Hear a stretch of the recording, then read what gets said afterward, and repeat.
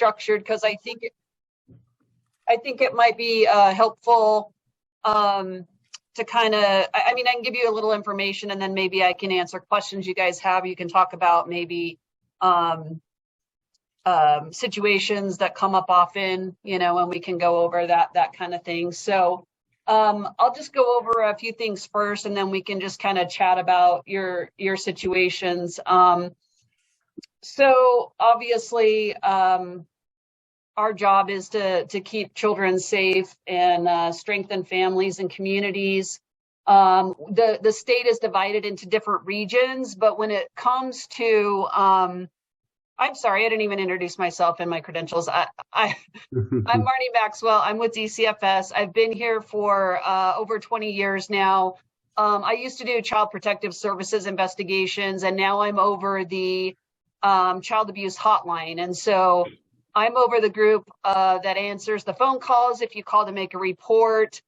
We also have other ways to report, and I'll talk about those. Sorry, I skipped that part.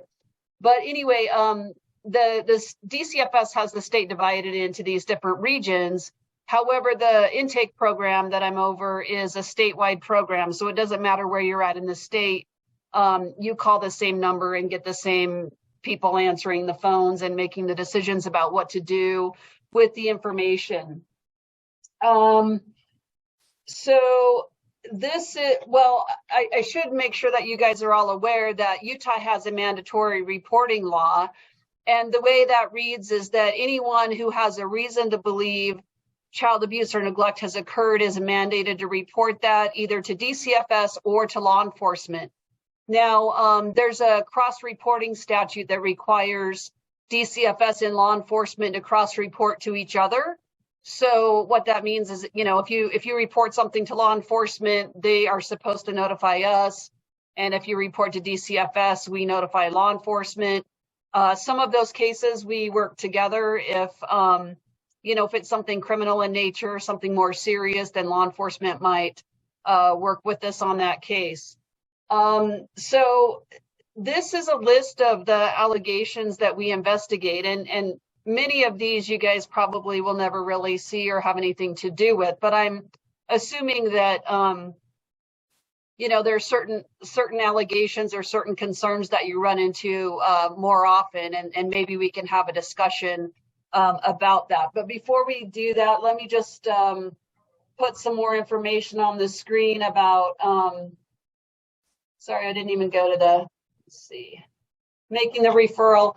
When you call in, the intake worker is going to ask you a bunch of demographic information, and so try to have whatever you can available. We're going to ask, for names and dates of birth and things like that, and you might not have all of that information, and that's okay as long as you have a way to locate and identify a child. So you might not have the child's name, but if you know where they live, or if you're concerned about a toddler at this certain address, that's enough. But just a way to locate and identify the child, as well as a concern that meets the definition of abuse or neglect according to state law. And we'll talk more about that. I mean, part of the problem that comes up is that people who call in have legitimate concerns about children, but we only open about 50% of the referrals that get made to us get open for investigation. And that, last year was, I think, about 22,000 CPS investigations that we did. But numbers continue to go up as far as, referrals that are being made to us. But it's not unusual to make a phone call and have us tell you that we're not going to go out and investigate. But be aware that every time you call to make a report, it is documented in our system, it's saved in our system, and that way, if we don't open a case, if another call comes in, we can go back and look at the previous reports that were made, review the history that we have with that family. And when you do call to make a report, you will get a case number. Whether a case is opened or not, there's a referral number assigned to that report. We should be giving that to you. so that you can document that, so that you can show that you, you did your mandatory reporting duty. And also you should be made aware if a case is being opened or not at the time of the call. There's the main way that people report is by phone, and hopefully you guys have that number. I'm trying to look on this screen. Sorry, I'm using a different PowerPoint than I usually use, but I can put the phone number in the chat if you guys don't have it. You should probably keep it in your phones in case you need to make a report. You have it there. But there's also a way to report online. If you go to the DCFS website, dcfs.utah.gov, there is a way to report online there. So you could do that if you choose not to call in. However, I would tell you that if you believe that the concern you're reporting is urgent, someone needs to get out on it right away, I would recommend calling rather than using the online report. So, I mean, that's just a lot of the real basic stuff. I'm going to go back to this list of the different allegations that we investigate. And I was hoping that we could just kind of have a conversation about what types of things you're seeing, what questions you have about when you need a report, and I can go into some more details about that stuff. So does anyone have a question, or does anyone want to comment on the situations that are coming up most often for you guys? I would like to. Just over the course of the last 180 days, it's probably been, the case opened in June, the middle of June, with accumulation of refuse materials on a property, and refuse wasn't making it off the site. And when I started to investigate the property, I seen some kids there, and so I continued on throughout that day. And then the next day, when I went to communicate with the parents, I was hoping to miss the kids while they should have been in school. And I went up to the door and knocked on the door, and one of those kids came walking around the house and says, "What are you doing here?" And that's what I tried to avoid in the beginning, so the kid didn't see my presence there in an enforcement action. Respectively, I try to do that so the kids don't see and listen to what our discussions are. Well, that case started out as, okay, it's was a public nuisance to the neighborhood. There was concerns. Nobody ever mentioned to me about kids being there. Throughout the course of those 180 days, both parents are in jail, and all the kids are in the custody of the state, which was, to my understanding from the strike force, carried out as an action with the DCFS. I wanted to say something at the beginning. I didn't know who to report to. I told my peers here at work and says, there's some kids down there. And during that 180 days, they moved in a tenant with a criminal drug record, and it intensified. There was not only the public nuisance there was, I understanding, in the last inspection, there were drug needles in the house, outside in tents, and there was standing water even in the basement. I never did get access into the home, but my concern for the children was the first concern really that I even had doing that enforcement action, and I tried to avoid them at all costs so they didn't see me. But that's why I called you and said if you could talk with us, because that if there was something that I would have known back in June, it wouldn't have lasted 180 days.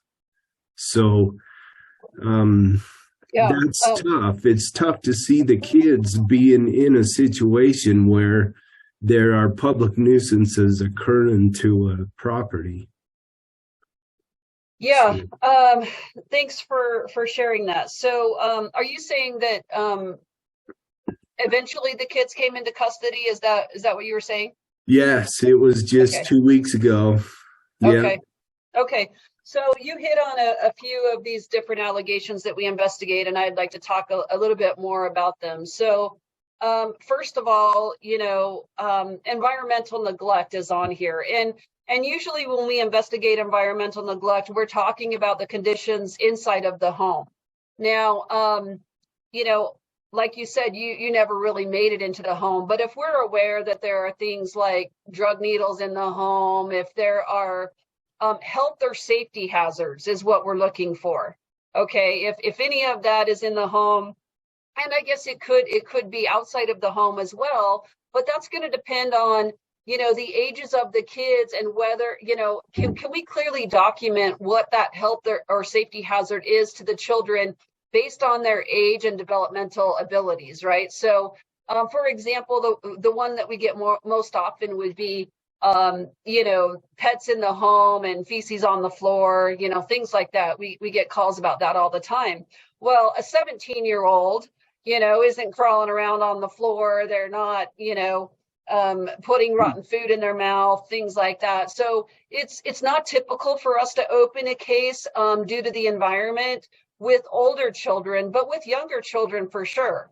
So if you have a concern that there's something, whether it's inside the home or outside of the home, and outside of the home might be a little bit more difficult for us to open a case, but it should still be reported. If we can clearly document there's a health or safety hazard, and what we ask is that when you report that you're kind of specific about what it is you're seeing that's creating that health or safety hazard.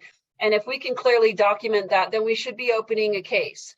So I would definitely call in that situation. Now, you also touched on, a concern about the kids not being in school.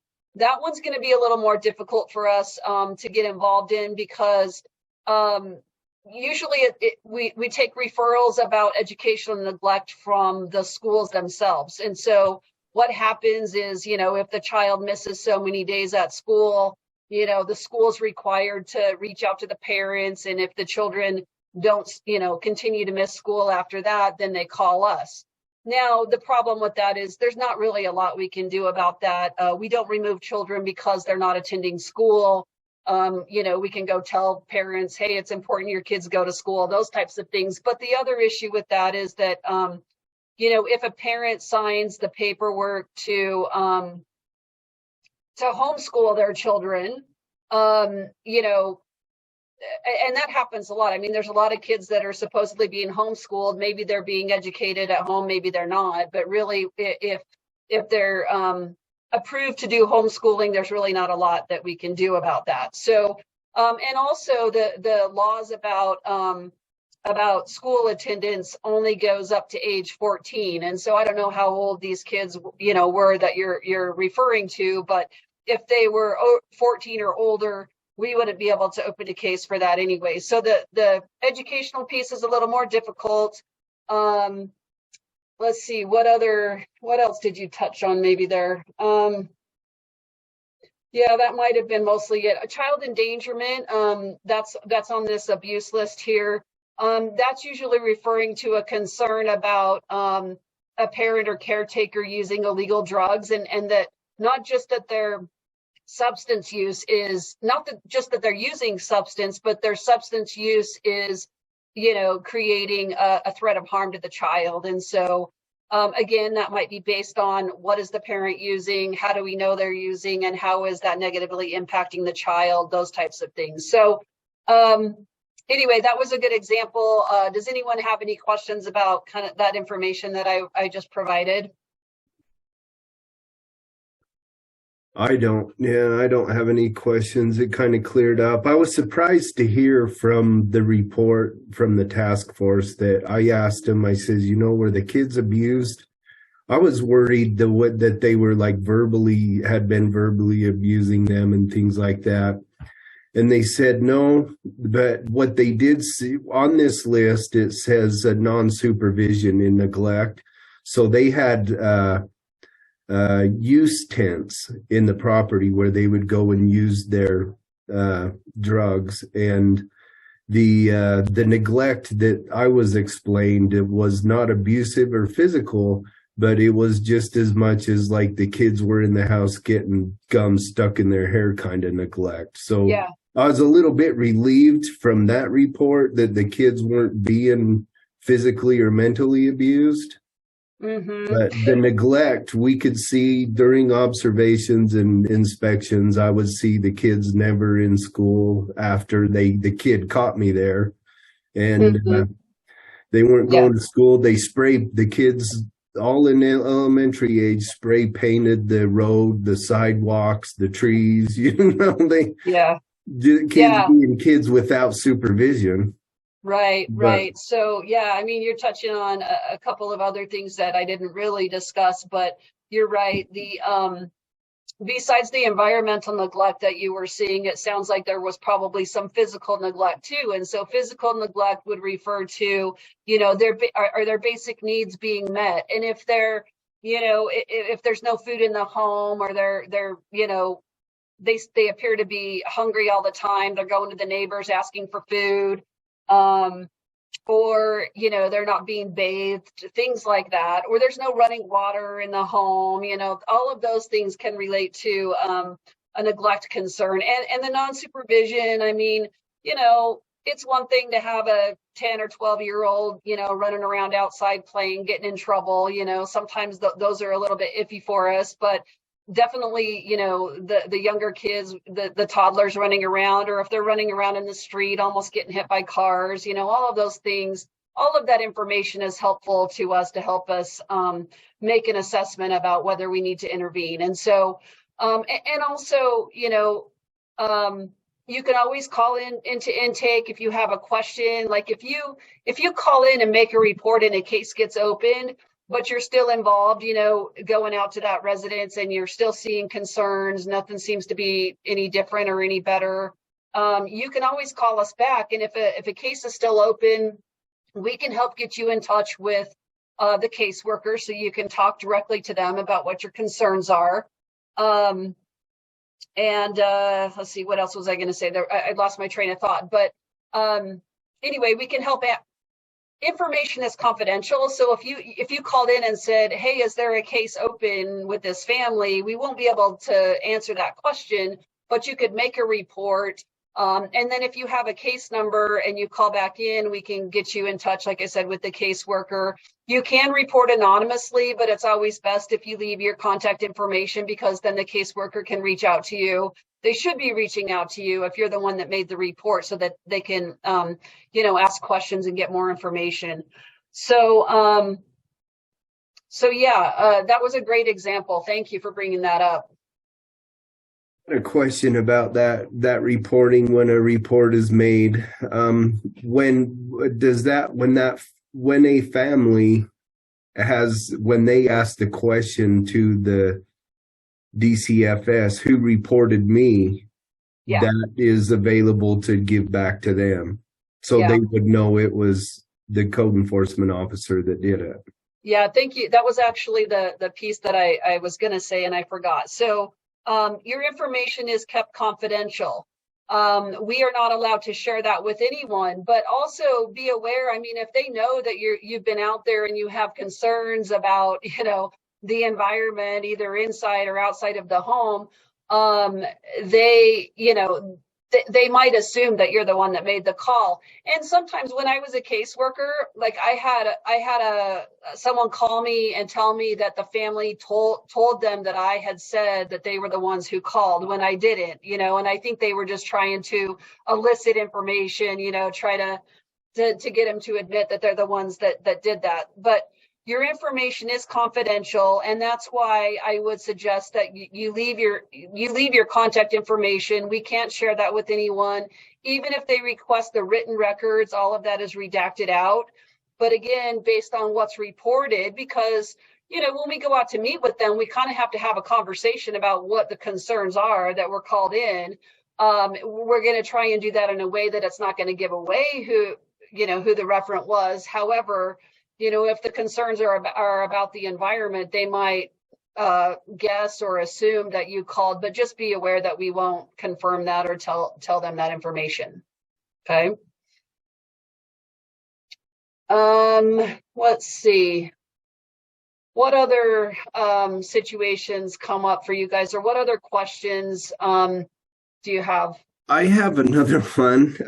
When say for when the children are there and an intake action occurs, and then the children is in the custody of the DCFS, what is I guess at the end of the day, reuniting successfully, I understand, is one of your high priority goals. One of the goals of this, why they go through drug courts and rehab and things like that. Where are these kids going? Whose care do they go under? Can they end up at a family member's that would potentially have an impact on the end goal? Or that I guess my question is the process. Yeah, no, that's a really good question. So if it's okay, I'll take a few minutes to kind of walk you through that process. When a referral comes into intake, like I said, we take the information we have, which is, what you give us when you call, in addition to maybe the history we have with the family and those things, to make a decision, as well as these definitions of abuse or neglect, to make a determination if DCFS can or should intervene. So again, if we don't intervene, we still document it in our system. If we do intervene, we open a case, we assign it one of these allegations, we assign it a priority, which just determines how quickly a caseworker responds. In most cases, the caseworker will respond within 3 business days of the case being opened. Be aware, though, that if you're making the report online, for whatever reason, our report numbers have quadrupled in the last 6 months. And so it might take a few days to get the report open. Once the report is open, the caseworker has about 3 business days to make contact with the family. Now, as far as what we do when we go out, the caseworker is supposed to meet with, in fact, I have a list. Let me see here. The caseworker is supposed to make contact with you if you're the one that called. At some point during the investigation, they should be making contact with you. They should be interviewing the children if the children are verbal. If they're nonverbal, they need to still see them and assess them, make sure they appear healthy and okay. They need to interview the parents or caretakers. They should be doing, in most cases, they do a home visit. And that is just to make sure that the home is appropriate for the children based on their ages and developmental levels.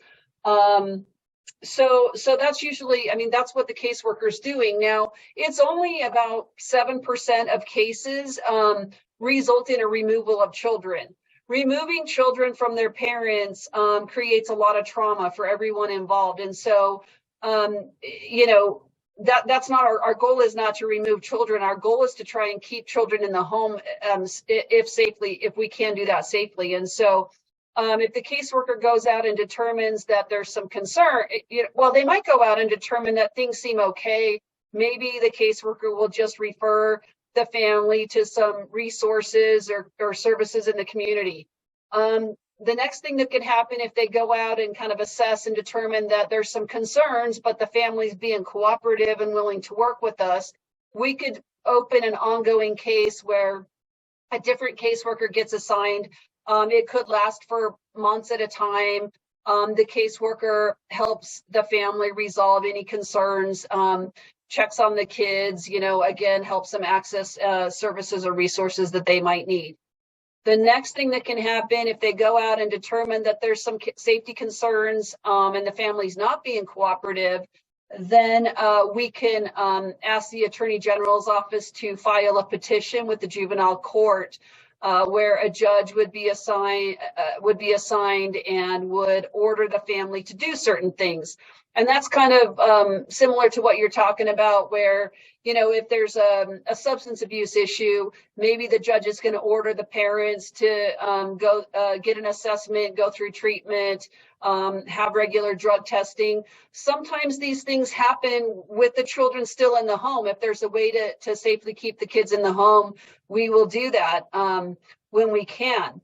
A caseworker is assigned and helps that family kind of go through that process, checks on the kids, things like that. The last option is the removal. If we cannot safely keep the kids in the home, they will be removed.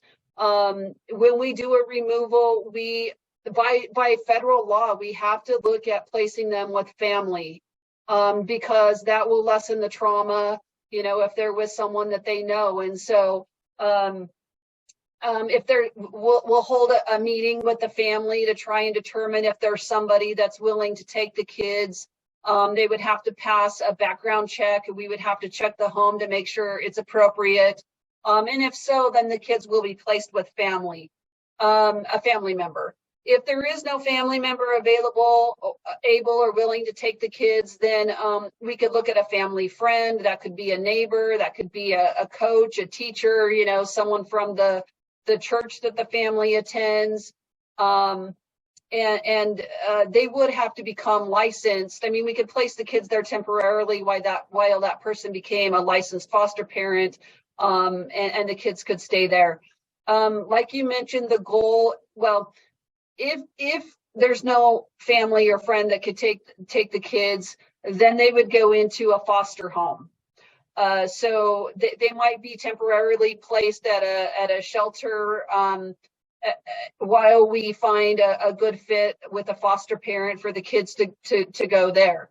But like you mentioned, the goal is reunifying those kids with the parents. So if the parent successfully completes the service plan that the judge orders for them, if they go through the treatment, they get clean, it's determined that it's safe for the kids to go back home. I mean, that's what we want to have happen. And if not, then oftentimes if the kids are with family, maybe the family's willing to take permanent custody. A judge can order permanent custody to the family member.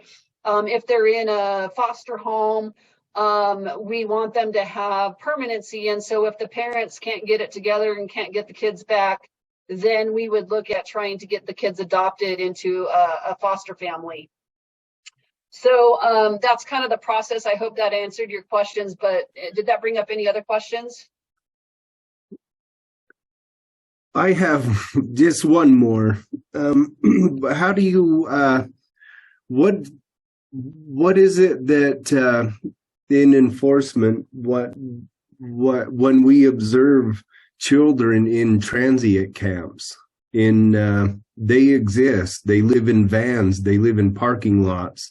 That was another time where I had to be walked away by the police because I couldn't hold a straight face. I was crying right there. Like, I wanted to say, what's the matter with you? But I kept the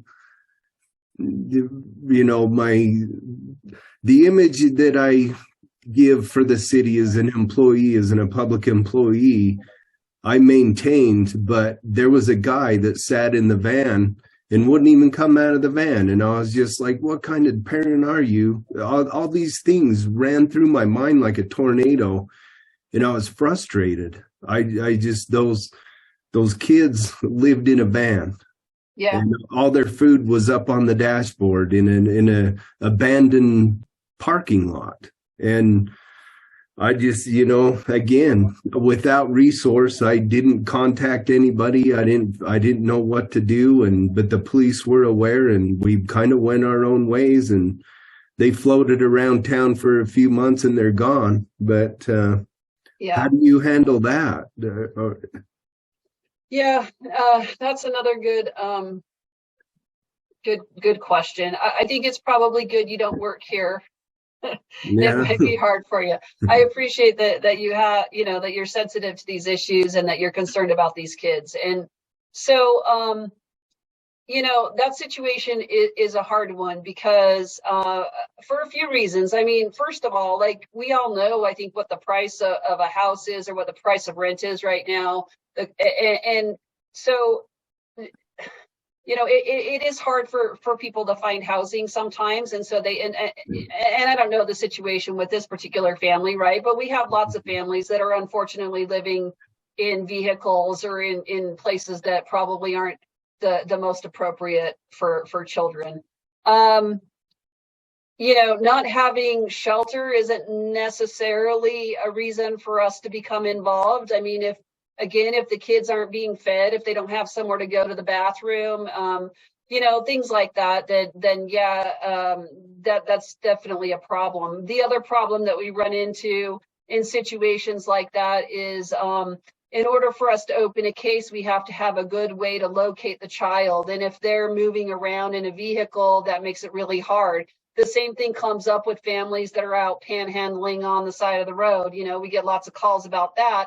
But, our caseworker has up to 3 business days to go out on the case. And if the family's just there temporarily, that's not really a good way for us to locate. And so in situations like that, what we do, if you were to call in the situation that you were just talking about, or a situation with a family on the side of the road panhandling, we would refer you to law enforcement.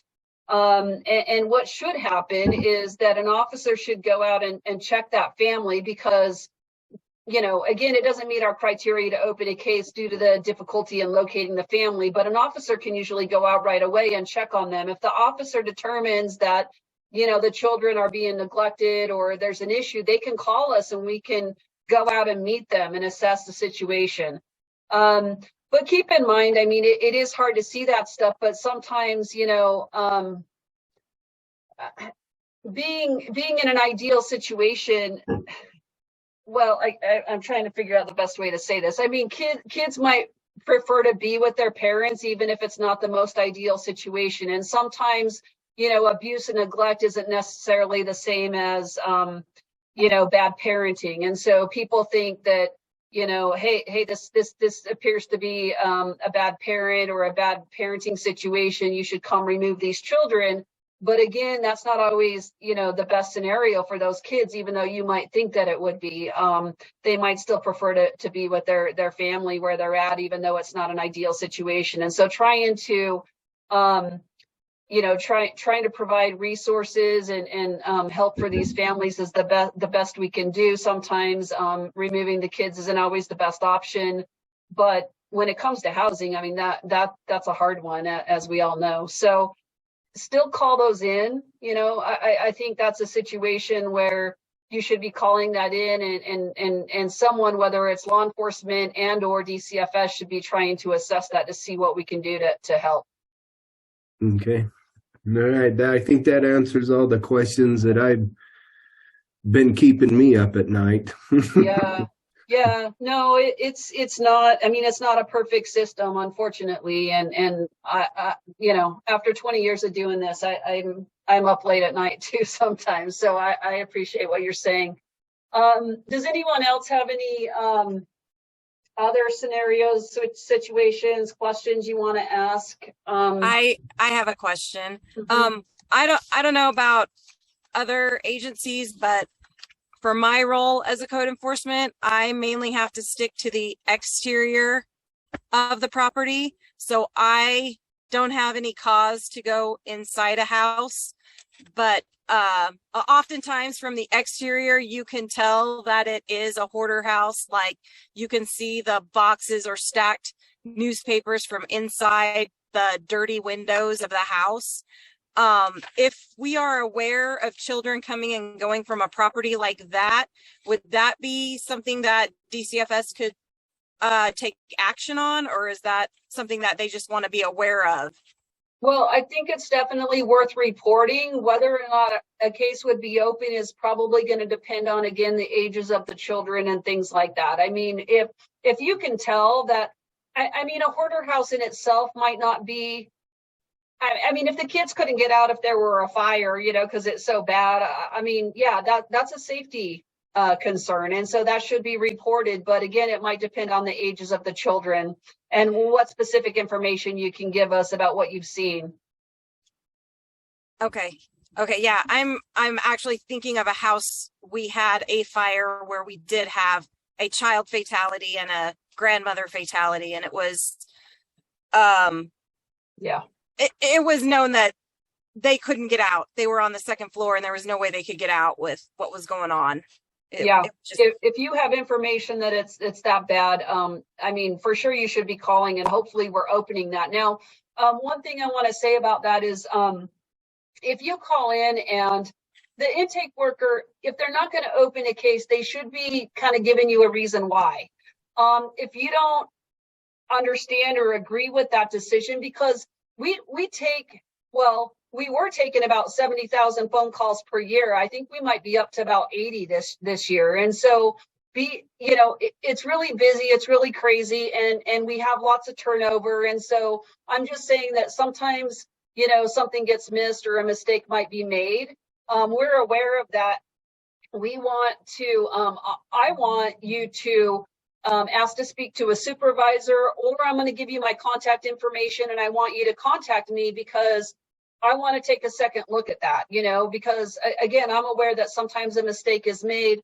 I like to go in and I can review the history of the family. I can look closer at the referral that you made. Maybe we're missing a piece of information. We can put it together and get a case opened.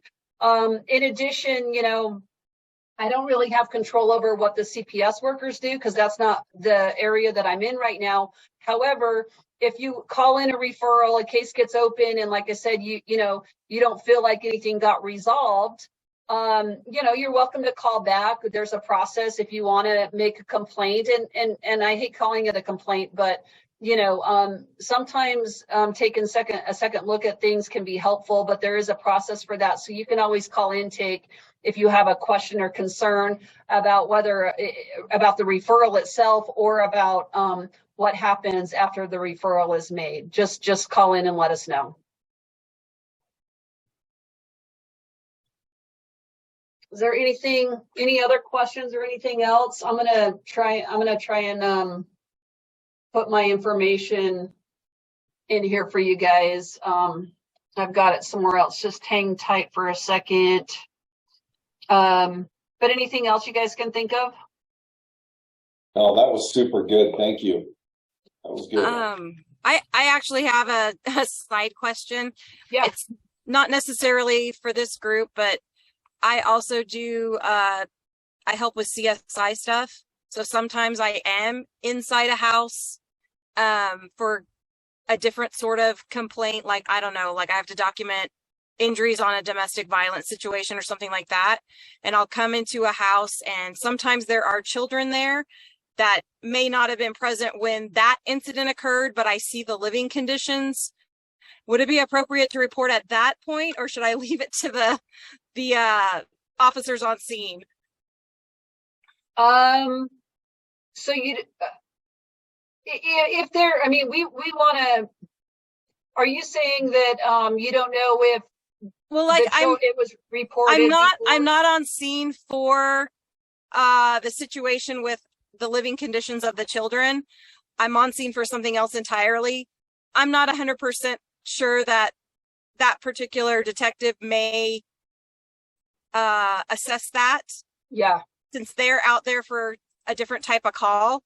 Right. Would it be appropriate for me to make a secondary report about that? Would that link if they do report, or I mean, if you're not sure that they reported something, or you should follow up and make your own report. I mean, maybe you have more information, or maybe they didn't report the information that we needed in order to open a case. I would recommend that you make the report, so that, I mean, even if they already did make the report and they discussed what your concern is, your information can just kind of, it can still be helpful. It can be just additional information. If we already have a case open and you call in with some more information, the intake worker documents that and sends it to the caseworker so that they can get it, and it could be helpful. So I would make the report. Okay. Are you guys able to see the screen with my contact information? Yeah, please write Yeah. it down. So we've got the hotline here at the top, the 855 number. And that's 24/7. So you can call that anytime. And I mean, you guys are probably working normal business hours. I don't know, but we're always available. So you can call anytime. And then my contact information is there at the bottom. And like I said, if you ever have a question about a referral that gets made, please contact me. I'm more than happy to take a second look at it and we can discuss it further. Or again, like I said, if you have a concern about the way a case went, I can get you in touch with the right people to have that discussion as well. And Marnie, if you don't mind sharing your slides with us, Sure. I will disperse them to those who are interested. Or you can send them to Tony and he can get them to me, whatever works Okay. best for you. Yeah, so this particular, this is a different presentation that I kind of felt like it was too detailed and too long for what we were doing today. But I will share, I can share both of them with you, but this one kind of goes into, you know, more detail about what each the definition of each allegation and things like that. So it might be stuff you didn't see today, but it could be helpful. I'll send all of it to you. Please share it out. Look at it. If you have questions about it, let me know. But I really appreciate the opportunity to come and talk with you guys. And call me or email me anytime. Thank you so much. Does anyone have any questions before Marnie leaves us? Thank you. Yeah, thank you, Marnie. Thank you Yeah, so no, much. thanks for what you guys do. I mean, I have to say that when I was going out to, I mean, I spent years going out to homes, and I know what you guys are dealing with. So yeah, thanks for what you do, and please let me know if there's anything I can do to help, okay? Thank you. Thank you so much, Marnie. Take care. Thank you. So everyone else, I will be forwarding the slides that I get in an email either today or later this week. We will not have a March meeting since we have the conference a few weeks after.